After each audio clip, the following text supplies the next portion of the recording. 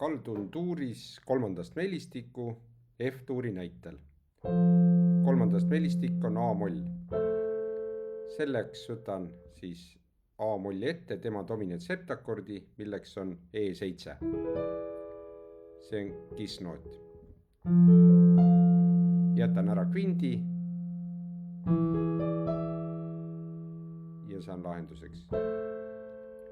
Rangete klassikaliste reeglite järgi ei ole see päris korrektne, sest on paralleelsed oktavid. Aga meie suure hädaga lähme nii.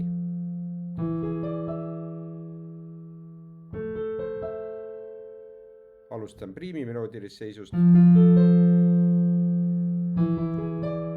Kvindi, vabandust.